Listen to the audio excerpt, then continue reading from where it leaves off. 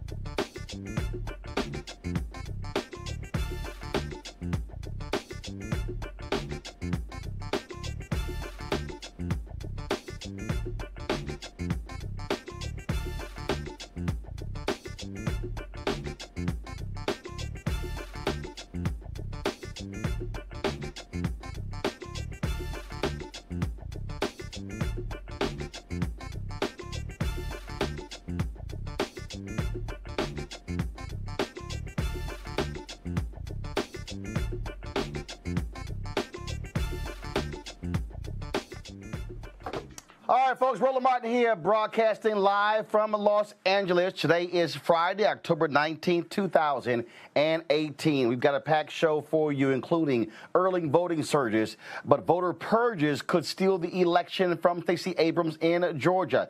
Two major investigative reports on voter suppression came out today. We'll have the journalist Greg Palast, who wrote one of them, right here on Roland Martin Unfiltered. Also, Abrams' opponent Brian Kemp just took down a video he posted 2 years ago that left the distinct impression that it is easy for white males to vote and not so easy for black folks. He took it down, but we've got it, and you'll see it.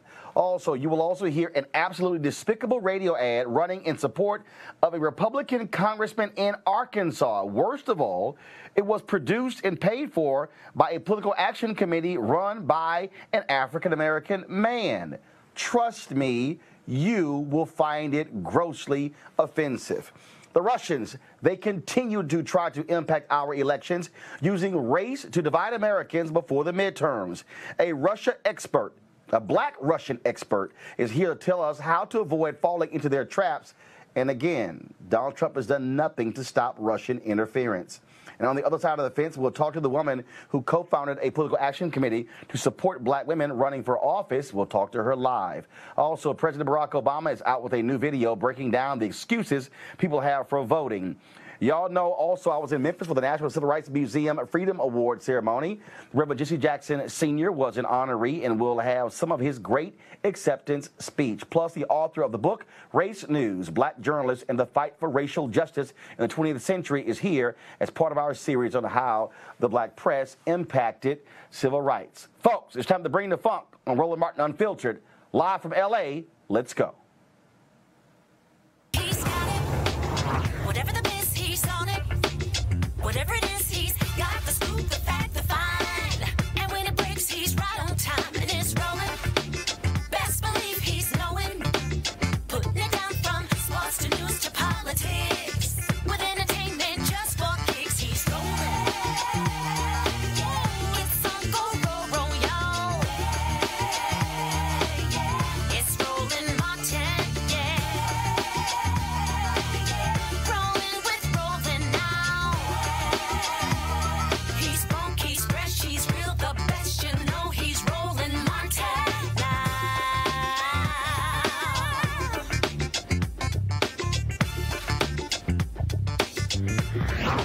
Martin.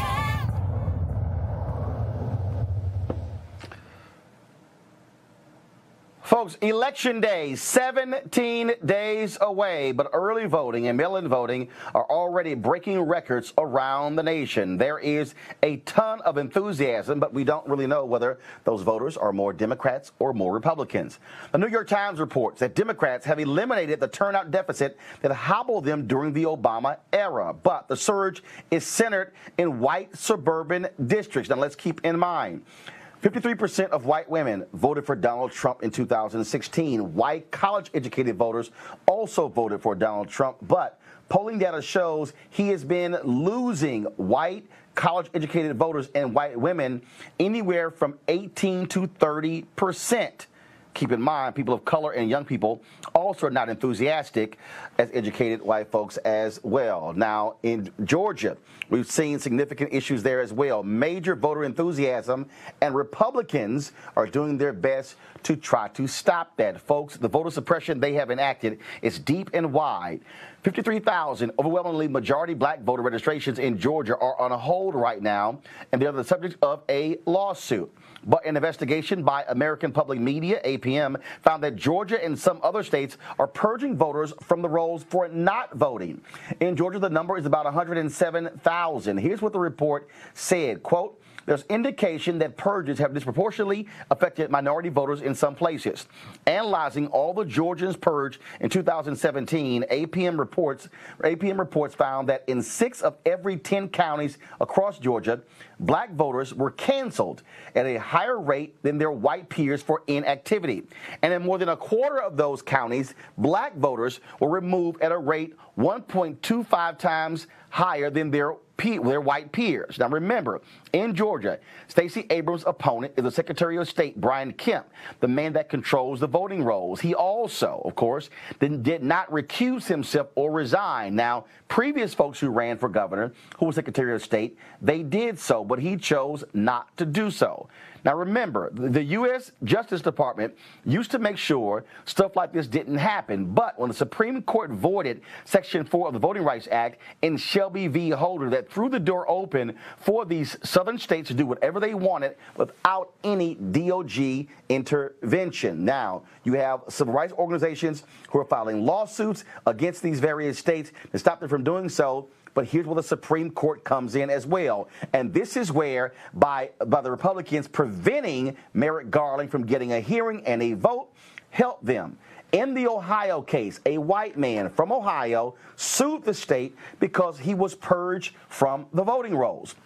He was combating an Ohio law that allowed them to do so. What do you think happened? That case went to the Supreme Court, and a 5-4 ruling, the Supreme Court, the Republican conservative Supreme Court, allowed voting purging to take place.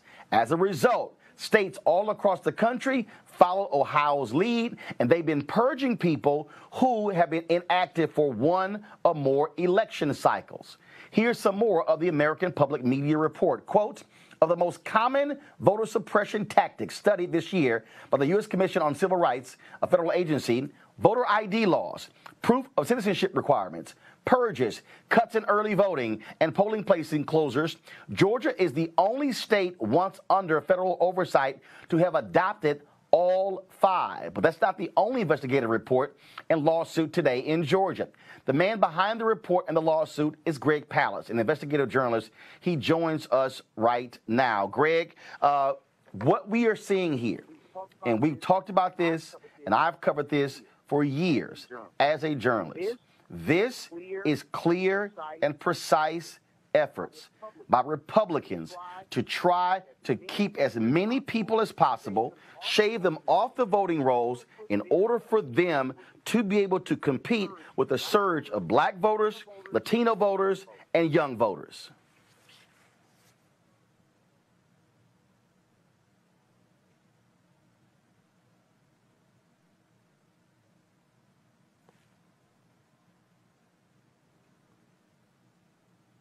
All right, can Greg hear me? Because I can't hear Greg. So folks, talk to me. Can Greg hear me?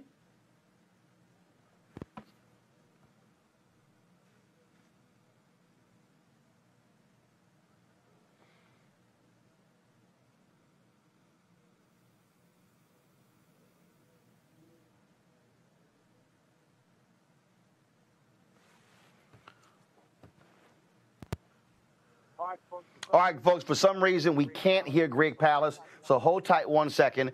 We're going to come back to Greg once we figure out Greg's audio issues. We can see Greg, but we cannot hear Greg. All right, folks, now, Brian Kemp, of course, who is the Secretary of State there in Georgia. Give me 1 second. See Greg. Secretary of State in Georgia, folks, he is the one who is behind these efforts. Now, check this out. He released a PSA 2 years ago about voter ID. We want you to watch this video. I want you to see who can vote in his video and who cannot vote. Press play. At a designated advanced voting location, the process is exactly the same as voting in person on Election Day. You will complete and sign a voter certificate, provide an acceptable form of photo identification, and then vote on an electronic voting machine. If you don't have an acceptable form of photo identification when you're at the polling location, both on Election Day and during advanced voting, you can vote a provisional ballot. If you vote a provisional ballot, you have 3 days after Election Day to return to your county elections office to show your photo identification for your ballot to be accepted and counted. If you don't return, your ballot will be rejected and it will not count. Please note that all election-related forms and materials, including ballots, are available in English only. For more information, please visit our website at sos.ga.gov/elections or call us at 404-656-2871 if you have any questions. This is a public service of Georgia Secretary of State Brian P. Kemp. Now, again, you see that ad where the white voter, the white person in the ad could vote, but the African-American could not. Well, Brian Kemp got lots of criticism. That ad has been taken down off of social media. Now, also, folks, we're spending a lot of time on Georgia because, again, Stacey Abrams could become the first African-American female governor in American history. Also, the second African-American to be governor of a southern state. You also, of course, have Andrew Gillum, who's running in Florida, and Ben Jealous, who's running in Maryland. Now, Brian Kemp is one of the worst offenders when it comes to voter suppression, but of course, he did not wait until the election. He has been doing these things over and over and over again, and so we're going to stay on top of this constantly. And again, what is important for us is to understand that these are clear and direct attempts by Republicans to, frankly, steal elections. I think we have Greg Palast. Greg, can you now hear me? I can now hear you, Roland. Thank you. Okay, there we go. Like I said earlier, Greg, this is clear and decisive plans of action by the Republican Party to try to shave off as many voters as possible, hundreds of thousands of voters, to suppress the vote because they are afraid, since the election of President Barack Obama in 2008, to see African Americans, to see Latinos, and even young white voters who do not like their policies come out in droves to vote. That's correct. In fact, here's what we found. What I found is the ugliest Jim Crow that I can imagine since the 60s, since I was a kid. We have Brian Kemp has removed 500,000 voters from the voter rolls. He did so on the grounds that they've moved from the state, they've moved from their county. In fact, I had to threaten him with a federal lawsuit, me and the wonderful Helen Butler of the Georgia Coalition for People's Agenda. We got the list of every single person he's purged from the voter rolls. I'm not counting dead people, people in prison, any of that stuff. I'm counting people he said move. I then went to the top experts in voter address confirmation. Now, these are the guys, the catalog companies, you know, the bill collectors, all those who know exactly where you live. So I went to them, and I said, okay, here's all these people that Brian Kemp said moved. They put it through a computer, and it was 340,134 Georgians who were removed from the voter rolls, who still live in Georgia, live at the exact registration address where they originally had registered to vote. They're there, they want to vote, and they got no notice, zero, Joe, none, that they won't be able to vote in November. They're going to show up, those who want to vote, and they're going to be shocked. Now, a few of them went to gregpalast.com, that's my site, saw themselves on the purge roll, and they were able to re-register. Unfortunately, Roland, they were unable, you know, today you can still re-register, but you still won't be able to vote on November 6th. It's ugly and it's racist. The method, by the way, picks out black people, young people, renters, poor people. It's ugly stuff. Greg, here's one of the things that also I think is important that we are seeing. And we focus obviously on African Americans and Latinos, but what the Republicans are also doing, they are targeting young white voters. They're targeting elderly white voters. And I'm just trying to understand why white folks are not as angry about voter suppression. And remember, I talked about the Ohio case, the voter purge case. That was a white man from Ohio. And I have been saying to civil rights groups, stop solely focusing on voter suppression about the impact on black people and Latinos, that they need to be driving young white people and elderly white people. We saw this in Wisconsin, where they say some 200,000 people were impacted by voter ID. Even though the Obama Department of Justice certified that voter ID law, a federal judge called Governor Scott Walker into court and said, why are you dragging your feet on the issuing of voter ID laws? These laws are impacting young white people and elderly white people. Well, I can tell you it hits home. I know a young white woman who lives in Georgia, my daughter. She went through living hell to get to register as a Georgia voter, and because she's a student. And as far as I know, she told me there's 13,000 students in Savannah, and she told me that she's one of the only students who registered and was able to vote. They are doing their level best to remove the young white voter, because the young white voter and the middle-aged African-American voter vote, they're the same color voter. It's called blue, Democratic. That's what they're getting rid of. And low-income voters. Low-income whites, by the way, tend to vote Democratic in Georgia, despite the image of, you know, the guys in the pickup trucks at the pig roast. But I can tell you this. I asked Brian Kemp about it. He refused to meet with me.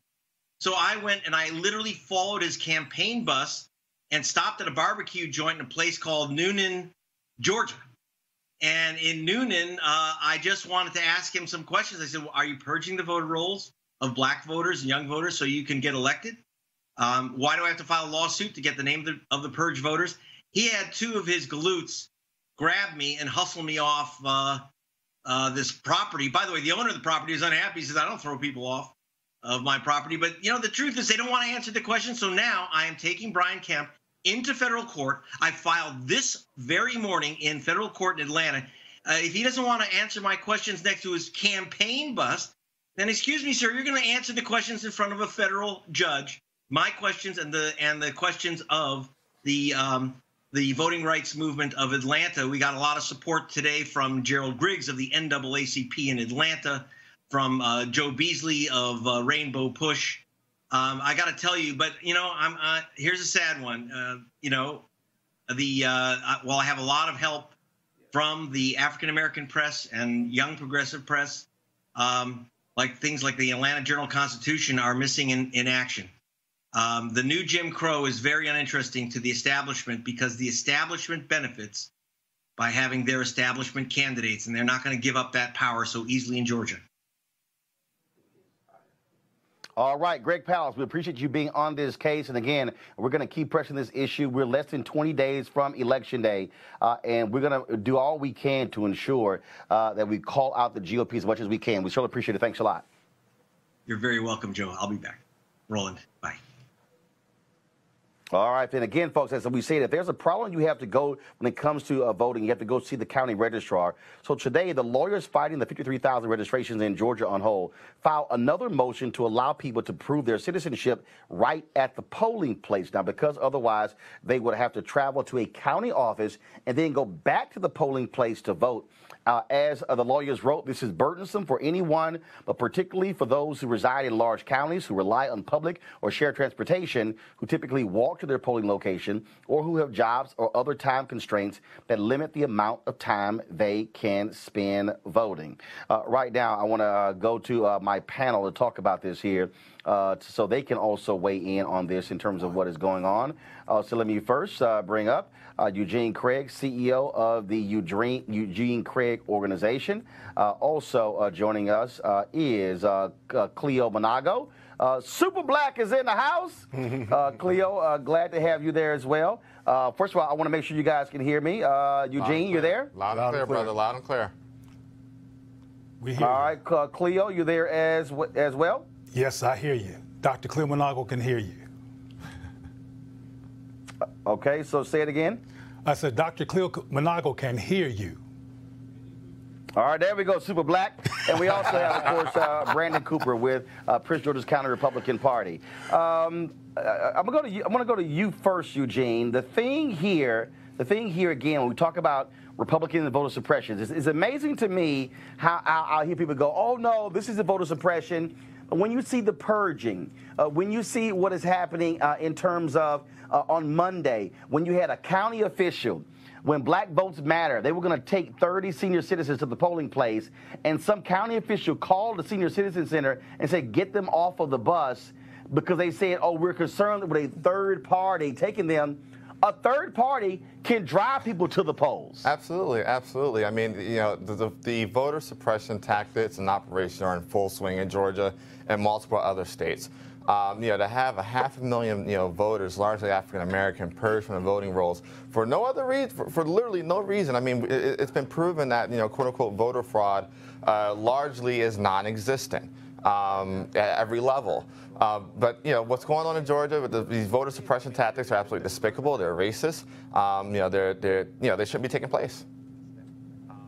At every level. But they're also old. And what I mean by that is that, with the exception of you, Roland, I don't hear about voter repression throughout the year. And I hear about it more around voting time than I hear previously. And this is something that's been happening on record since before 1946. So my concern, as you've heard me say many times, and hopefully people in position to do something about this hear this, is that why do we wait till before an election to talk about a cliche that we can almost predict is going to occur, particularly in the age of Trump, but preceding the age of Trump? My concern is our lack of anticipation regarding these norms of racist barriers to democracy. It's not new. It's been around a while. We should be prepared and be deflecting it before we get right before the vote. Yeah, you know, me and you go back and forth, Roland, about certain tactics that we may disagree on, but I think clearly the purging of voters who are infrequently voting, to me, that's distasteful, you know, targeting, as you pointed out, not just minorities, but also white voters who tend not to vote for the party that's doing it. So I think this is definitely a broader issue, an issue that's been going on, as Cleo mentioned, for a long time, and it's something that is impacting all communities across this country. And so I hate the politicization of the issue, and that's where me and you sometimes disagree. As Cleo was pointing out, I hate the fact that sometimes we get lost in minutia because parties on both sides take it to the hyper-partisan level and make it a political issue. Voting rights should be apolitical, whether you're Republican or Democrat, black or white.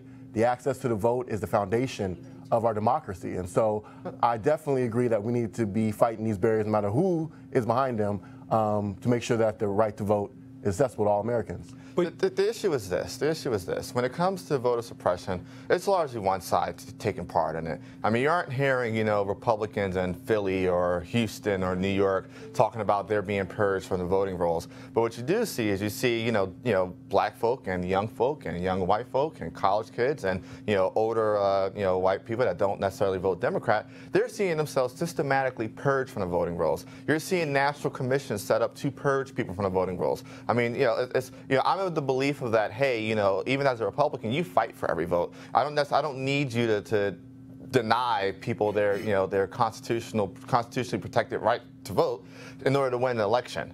And that's what's happening. I mean, it's a partisan issue because one side is overwhelmingly involved in the impact of it. It is a partisan issue. And earlier, Roland, you mentioned that women who voted 53% for Trump and young whites were backing off from Trump based on a poll. I think we should be concerned about these polls because there were polls back before Trump became president that predicted that Hillary was going to win, and these polls can be very incorrect. I don't trust these polls, and I really don't trust in terms of what white people say in public and what they do in private.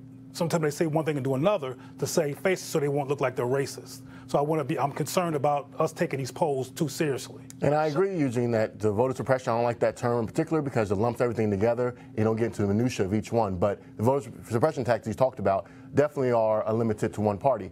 But voter disenfranchisement, I do not think is limited to one party. And you look at here in Maryland, we talk about that a lot. But the NAACP back in 2010 came out with complaints against the Democrat-controlled legislator in Maryland for chopping up black communities in order to, again, get favorable districts for Democrats. And so I think the issue of voter disenfranchisement is definitely visible on both sides of the aisle. Brandon? Yes, sir. Yes.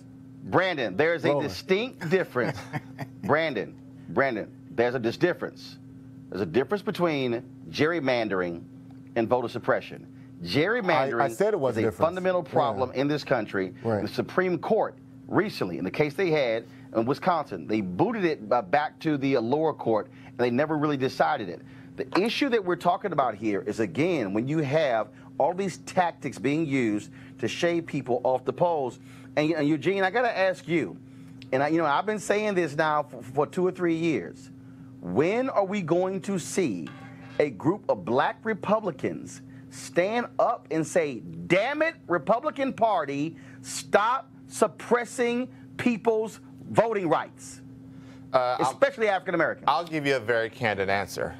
You may see a small select group emerge to do something like that. There are some discussions taking place, but you probably won't see a larger group, especially among the super MAGA folk. I personally, the super Make America Great Again folk, the super MAGA folk, the folk that run around the red hat, as if it's, their Superman cape. But I can tell you personally, and if you want record of it, I can give you a record of it. I've asked, I'm in part of a group of about 60, 70 black Republicans, and I said it straight up. I said, listen, when are we going to take a stance against this? Anybody down for oppressor? I had one person respond. The Katrina Pearsons were silent, the Lynn Pattons were silent.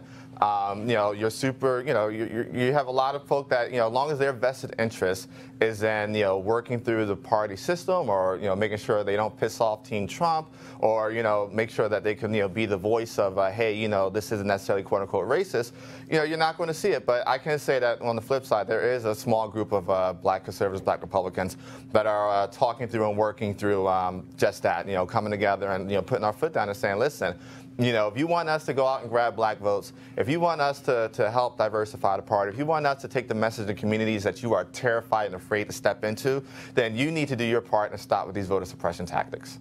At the risk of offending, my Republican brothers who might be an exception to this, from my experience in talking to Republicans, which I do all the time, black Republicans, many of them become Republican as opposed to Democrat to step away from race-based discussions and race-based politics and want to be more neutral, more capitalist-oriented, or do something other than what the Democrats do, which is often so-called race bait. So the idea of taking an opportunity to discuss the real issue of racism and racism-based voter repression doesn't compute because now they got to talk about race, which is one of the reasons why them step into the Republican Party in the first place. place. So you keep asking that question, Roland, but there's a kind of a meltdown that occurs, because I've been hearing you ask. I knew you were going to disagree, but whether you disagree or not, I've watched Roland, and I myself have been connected to the show for some years, have asked the same question: why you black folks won't step up for black folks? Why you black folks won't step up against white racists who are predominantly in your party against what they're doing to purge black people from the voting opportunity? And I keep getting crickets. If we talk, let's talk some facts here. All right, let's talk some facts here. Okay, so hold one second. I want Brandon to respond, and then I gotta play this next ad because I can't wait to hear the three of y'all gotta say about this one. Brandon, go ahead. All I'll say, man, you called me up earlier talking about the issue between gerrymandering and voter suppression. I pointed out, and I agree with you 100%, as I said, that the tactics of the Republican Party to purge voters from the rolls who don't vote frequently is limited to our party, and it is wrong. So don't try to walk over that aspect as if I'm not agreeing with you. What I was saying was the issue of voter disenfranchisement is an issue. I know you don't want to talk about it because it goes beyond your narrative that you're trying to push, but it is an issue that matters to me, and I think it should matter to your viewers as well. Whether it's the Republican Party or Democrat Party doing it, we're talking about voter rights here, and I'm just saying I was trying to expand it to the topic of disenfranchisement that's happening when Democrats gerrymander black communities to lessen our influence at the polls. This is something the NAACP has called out as well. So that was my point. I was not trying to walk past the voter suppression topic, which I agree with you on. I was just adding another layer to the topic. But back to Cleo's point about the politicalization of it, I think, again, part of the issue where we disagree at is the hyper-partisan nature of this conversation that is used to push your narrative. Going back to that video you showed about Kemp and the video of the black voter that you conveniently left off the fact that there were actually 3 videos that were produced. And there was one of the other videos that produced showed a black boy, African-American boy, who was able to vote. And so again, you limit it. No, but again, because it causes controversy in this nature. But again, the hyper-partisan nature of it that's used to push your narrative, while you leave out facts that don't agree with your narrative. There was another video that you not show. When you don't have a history of blocking black people, that's what happens. All right, guys, hold on one second. Oh my God! Really quickly. 1 second. 1 second. I need everybody quiet. What you're seeing, Roland, what you're seeing right here. I need everybody quiet. Yeah. Here's the deal. Voter registration deadlines for the next 4 days.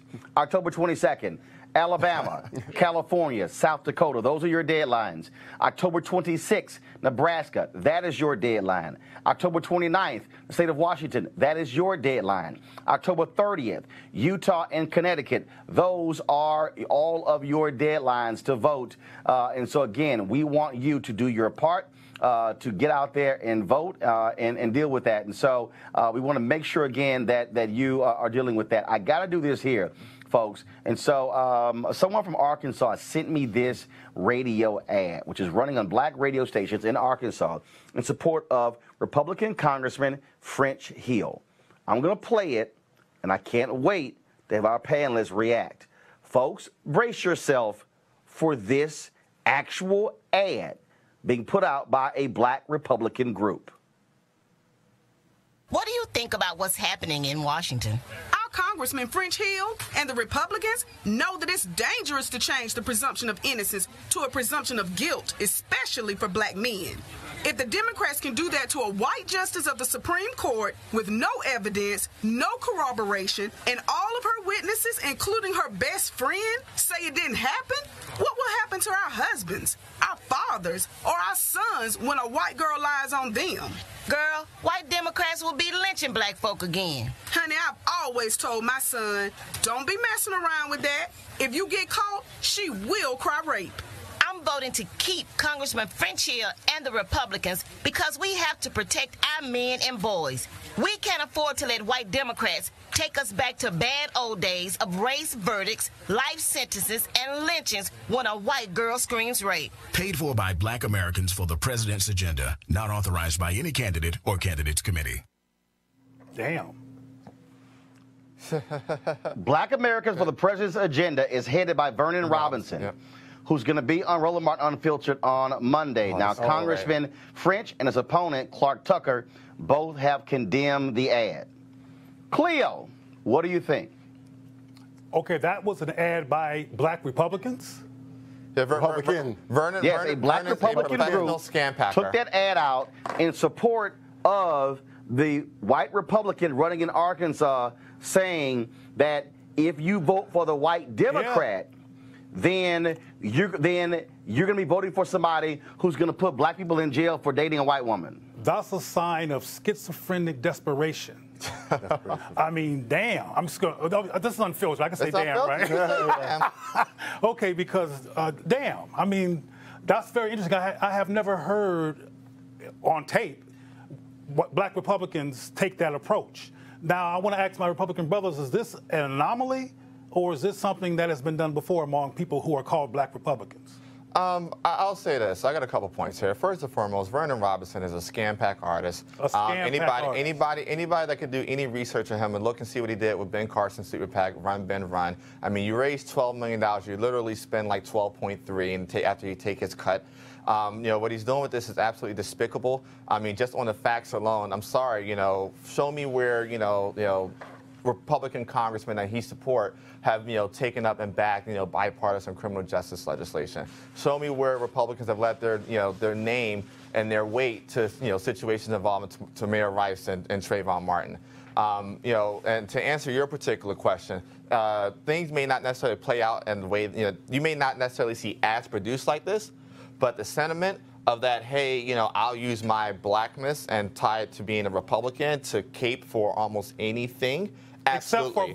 Except for against voter repression. Except voter repression. Yeah, because I mean, where's the ad with the white woman being you know, the warning? Or where is he throwing, you know, putting cash or his weight behind, you know, hey, you know, I'm going to put my foot down and say I'm not producing or raising money for any Republicans that aren't taking a stance against this. That's why I call it. That's why I call it desperate schizophrenia. This is how you know, Republicans, black Republicans, you know, maintain their edge, maintain their quote-unquote clout, for less of a better term, you know, by taking actions like this. I mean, this is absolutely, you know, despicable, deplorable.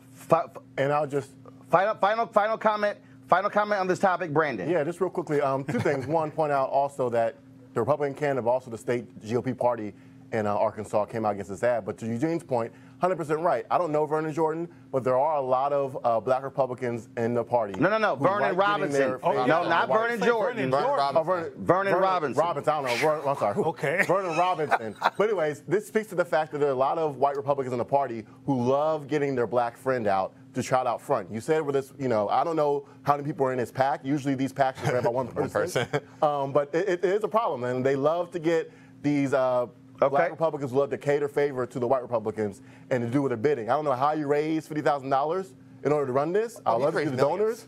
But yeah, there definitely is a problem. It's a horrible ad, and I'm glad that the state party in Arkansas and also his opponent has came out against the ad. I'll tell you, the same white folks who give Raynard Jackson money. It's a list of them. It's there. A big all right, today, the Department of Justice indicted a Russian woman with ties to Putin for using a misinformation campaign on social media to sow discord in the U.S. ahead of the midterm elections.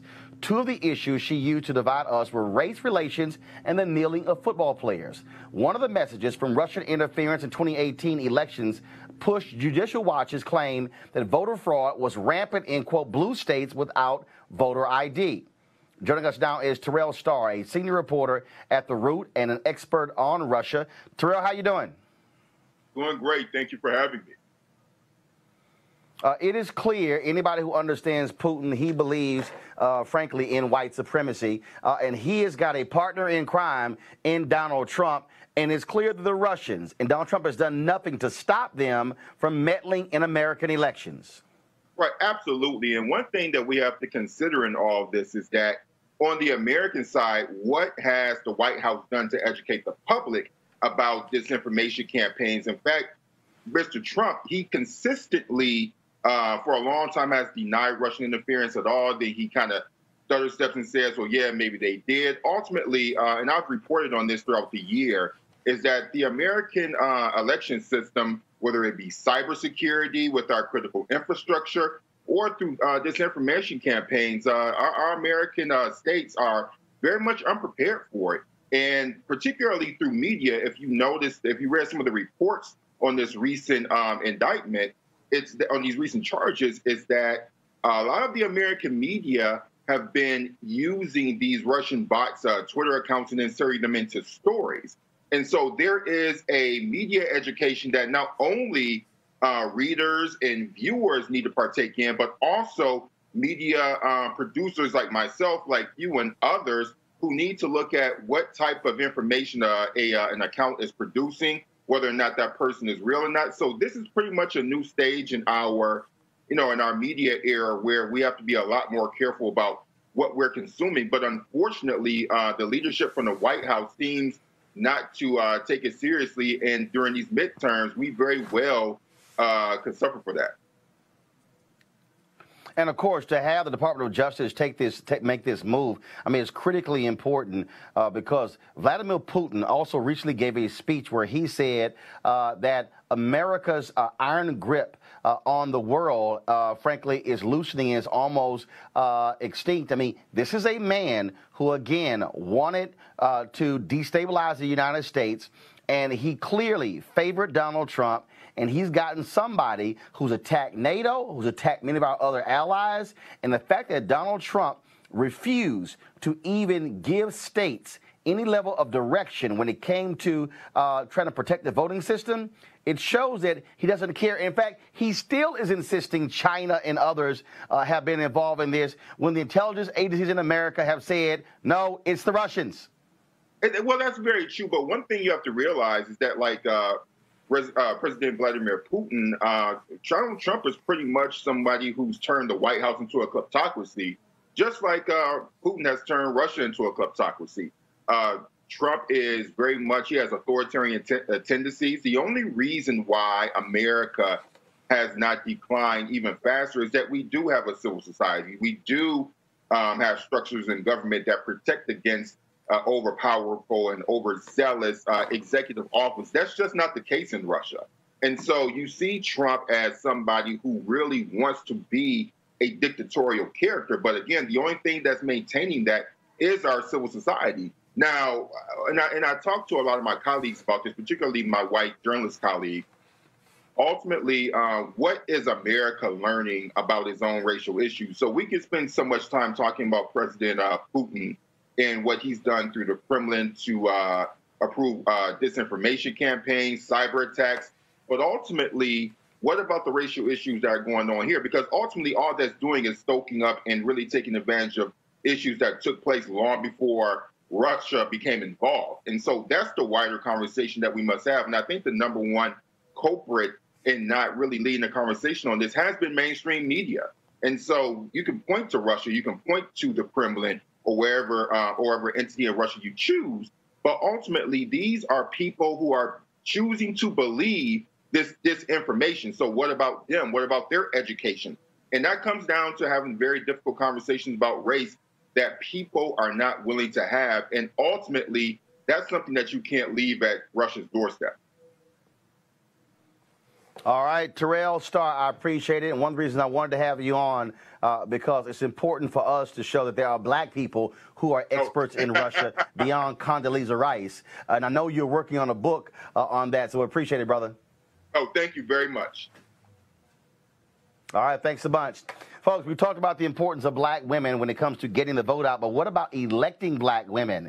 There's a political action committee called Higher Heights Political Action Committee that is doing that, focusing on black women governing. They're focused to educate, train, and elect the next generation of black female politicians. Joining me right now is the co-founder of Higher Heights, Kimberly Peeler Allen. Kimberly, how you doing? I'm well. How are you? Great to have you. We're seeing Ayanna Pressley, of course, who is running for Congress from Massachusetts. We're seeing, look, you've got a sister who is a former Teacher of the Year in Connecticut who is running. You've got a black woman, of course, who's in Congress now from Delaware. And we are seeing black women step up in so many different places across the country. But one of the issues they have is the lack of funding and the resources and support to help them run for office. Absolutely. The barriers for black women to step into elected leadership are unfortunately very great, but we're seeing at this time this unprecedented number of black women running at the statewide, the federal, and the local level. And in this climate, the electorate is ready for Black women's leadership. So we're really excited about the opportunity to elect, hopefully, the first Black woman elected governor in our nation's history in Georgia, as well as growing the number of Black women in Congress from 20 to hopefully 26 to 28. How much money has your PAC raised, and what are your long-term goals? Are you only looking at women who are running on the congressional side or the United States Senate, or are you looking at statewide as well as county, city, local races as well?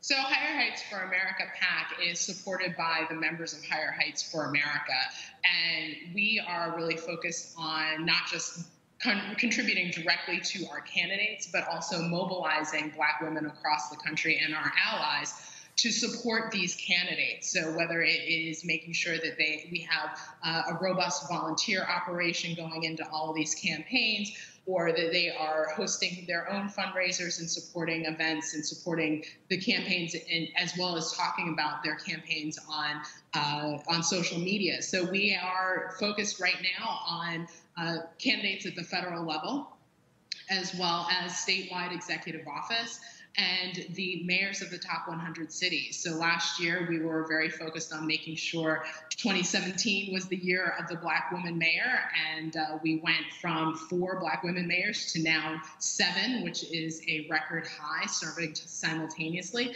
And we're just really excited about the opportunity to really mobilize Black women, not just to give the financial contributions, though that is critically important, but also spread the word and mobilize a network that will actually also do the work to make sure that these women have what they need, both in person power and finances, to effectively run, win, and lead. All right, then. Well, Kimberly Peeler-Allen, first of all, how can somebody reach you if they want to support Higher Heights Political Action Committee? You can find us on the web at higherheightsforamericapac.org. On social media, we are at Higher Height PAC on Twitter and on Facebook. All right, Kimberly Peeler-Allen, we appreciate it. Thanks a bunch. Thank you. All right, folks. On Wednesday, I was in Memphis, of course, for the 27th Annual Freedom Award presented by the National Civil Rights Museum. This weekend, Roland Martin Unfiltered, we are going to be live streaming, restreaming that award ceremony. Among the 3 honorees were Reverend Jesse Jackson Sr. and Vice President Joe Biden. This is what Reverend Jesse Jackson Sr. Had to say during his acceptance speech before the packed audience at the Memphis Orpheum Theater. We're here tonight not because Dr. King died, because he lived.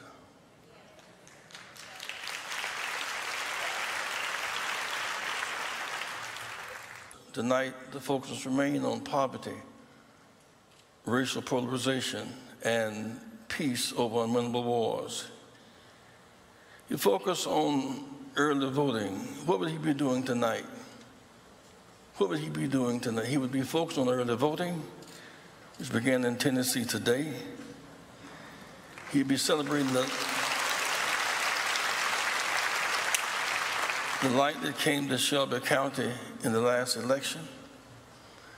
If in fact, if this room were pitch dark and there were no lights, one candle would challenge all the darkness. The power of light. A lot of darkness coming out of Washington these days, a lot of darkness.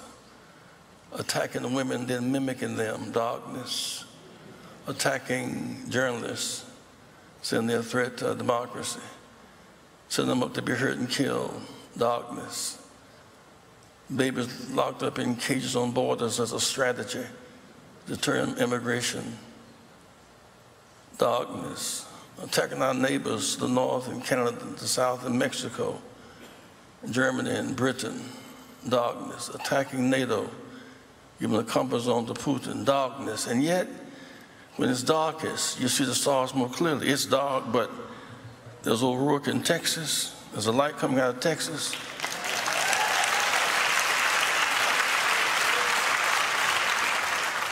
His dog, but where Emmett Till was killed, there's now Mike Esper running for senator in Mississippi. His dog, before that was Rosewood in Florida. The stolen election in 2000, there's now Gillum running for senator, for governor in Florida. His dog in Georgia, where Maddox held up an axe handle to threaten our freedoms, and now Stacey Abrams is going to be the next governor of Georgia.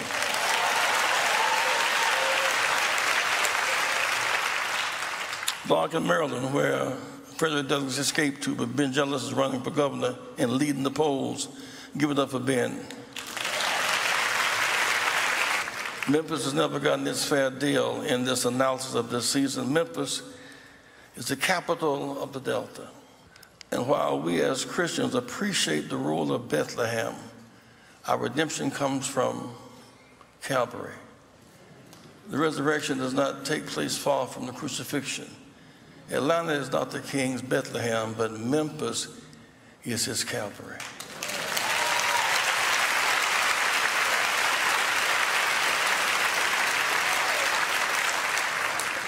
Bad news is the Calvary. The good news is the resurrection takes place not far from the crucifixion. I close on this note. When Jesus was crucified, they went back to the tomb, but he was not there. They didn't have a lot of celebration around the tomb. He was not there. We go to the museum, but he is not there. He is searching for people to register and vote and regain their sense of consciousness and confidence. He is somewhere making crooked ways straight and exalting valleys. He's somewhere trying to free the unjust jailed. He knows that there are those who are free should be jailed, and there are those in jail who should be free. He would be somewhere tonight trying to exalt us to another level of consciousness and love one another as he has loved us. Lastly, we learn to survive apart. But we have a greater lesson, learning to live together. The Civil Rights Movement won in the South. We couldn't use a single public toilet. We couldn't rent a room at the Holiday Inn with money. We couldn't buy ice cream at Howard Johnson's. Black and brown soldiers sat behind Nazis on the American military base in 1962. But tonight, we have won those battles. And so I say to you tonight, don't give up, and don't go weary of well-doing. There is still yet a great kingdom. I've seen a lot in my life and time, but my spirit leads me to feeling good about tonight, because in all I've seen, all the places I've been, I have never seen the righteous forsaken. Not their seed beg for bread. God bless you. I can go in between 4 and 4. All right, folks. First of all, we're going to go to a break right now. Thank you, Reverend Jackson. Don't forget, we're going to be live streaming. The Freedom Awards this weekend. Also, just so y'all know, I'm broadcasting live from the Young Turk studio here in Los Angeles. And then in about 10 minutes, I'm actually going to be going live with the Young Turks. And so I'm also communicating with their producers.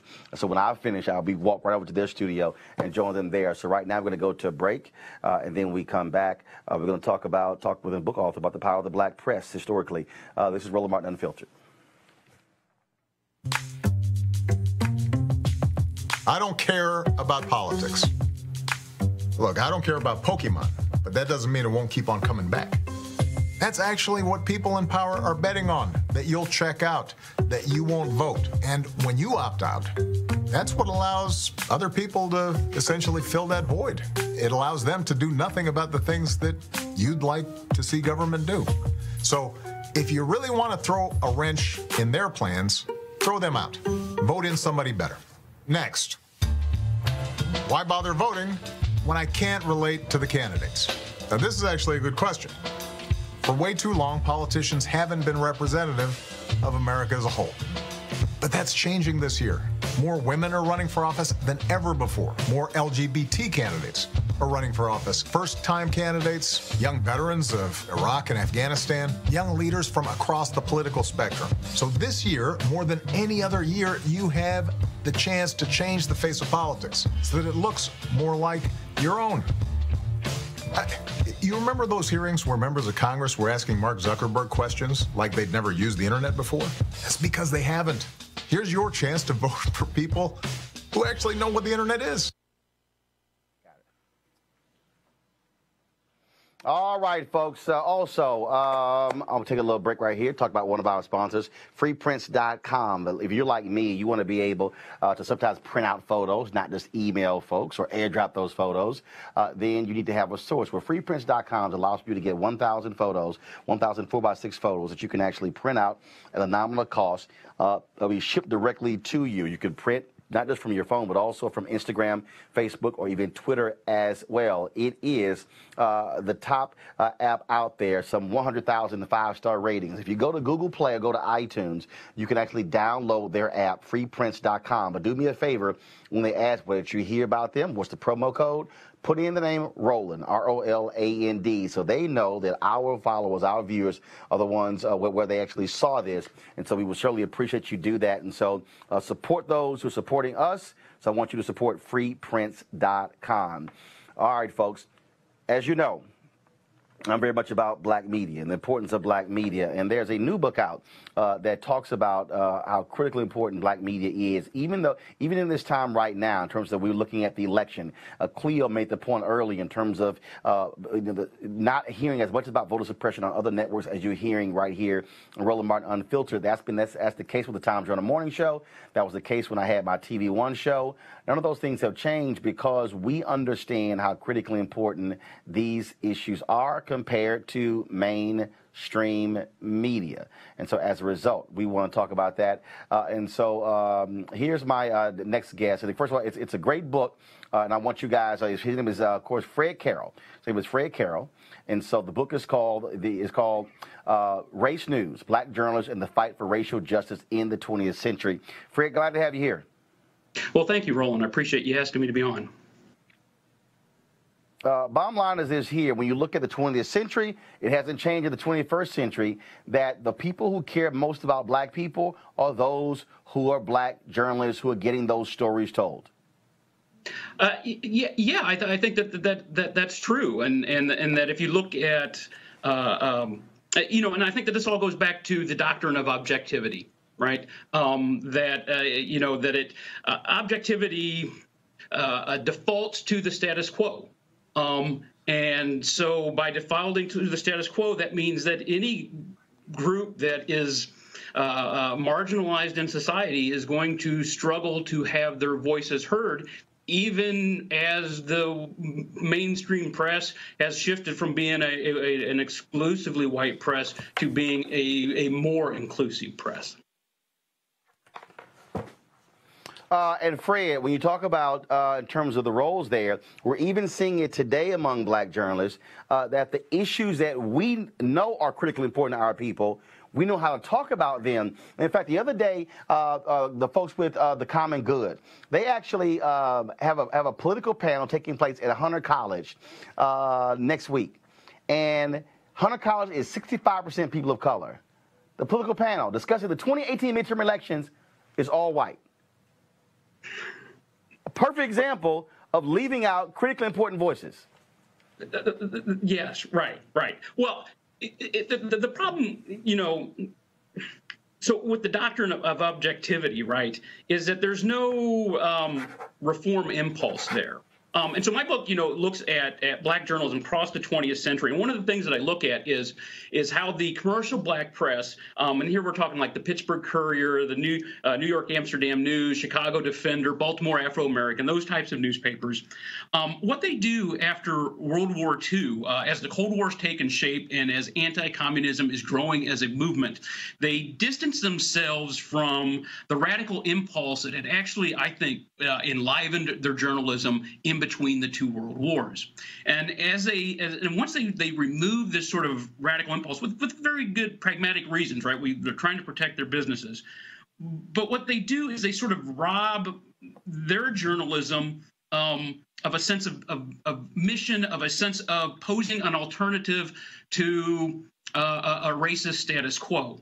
And I think that you can see parallels, right, like with that to objectivity today, because objectivity doesn't come at a viewpoint from a moral perspective. Right, it'll just say, well, this side says this and this side says that, and then I think that what the journalists, black journalists throughout the 20th century were doing was like, yeah, this side says this side says this, and this side is trying, but this side is trying to actually uphold the promise of the Declaration of Independence. This side is actually trying to say to fulfill America's highest ideals, which is something that objectivity never really allows journalists to maneuver and try to fulfill. Yep. All right, then. The book is called Race News, Black Journalists in the Fight for Racial Equality, Racial Justice in the 20th Century by Fred Carroll. Fred, we certainly appreciate it, man. Thanks a lot. No problem. Thank you. All right, folks, we got about 3 minutes left in our show. I want to go to my panel. We talked about higher heights, trying to get black women to run for office. Reverend Jackson's comments with the Freedom Award, of course, that book as well. All right, Eugene, you can start. You can address any one of those. Go. Yeah, I think higher heights is absolutely needed. Going from 2018, 2020, 22, and beyond, when you empower black women to run for office and put them in power, you see communities change overnight. I just want to mention, Cleo Monago. Yeah, I want to mention that I'm glad that you uplift Jesse Jackson, because a lot of people forget him among the young people, so maybe they'll remember him because of your efforts. But what he said about Ben Jealous in Maryland is not true. Ben Jealous only has like 20% of the vote according to polls. Also, one of the questions that came through my mind during the segment on black women being more involved in politics and getting these positions is I want to have a conversation maybe another day about what difference is this making on the ground in terms of things improving for black people, that black people get into these traditional positions of politics. That's a discussion that we don't have time for, but that's what crosses my mind, is what difference does it make? And I know that when Obama was president, when it came to knowledge and beliefs and attitudes among black people, didn't a lot of things change regarding them feeling more empowered politically? Matter of fact, as you know, when it was time to go to the polls to vote, a lot of people still didn't turn out. So I'm just wondering, what difference does it make beyond symbology? Yeah, and just piggyback on that, I know you mentioned, we always talk about how black women are the most loyal demographic for the Democrat Party. And I know we used to have Dr. Avis Weaver on the panel with me sometimes talking about the issues she's having. But kind of to Cleo's point, it'd be interesting to find out, is that a record amount of mayors, a record amount of elected black women rising, particularly in the Democrat Party? How is that translating to influence in the party in that nature? And also back to Jesse Jackson, we may disagree on some political issues, but I have to agree that he's been a fighter for our community and putting what's right first. And I just want to echo his points that Ben Jealous is not up in Maryland as a member of the Maryland Republican Party. He's down by about 20 points and doesn't look good coming out of the election in about 3 weeks. All right, folks, let me thank all of you for being with us and all of our guests today. Folks, don't forget, you can support RolandMartinUnfiltered.com, this show by going to RolandMartinUnfiltered.com and joining our Bring the Funk fan club. We certainly appreciate that.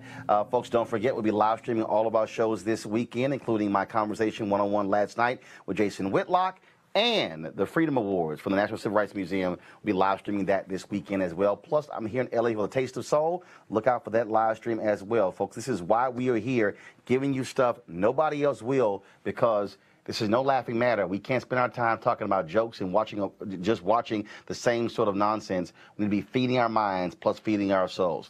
Folks, thanks a bunch. Y'all have a great weekend. For everybody here in LA with Roland Martin Unfiltered, have a great one. Holla!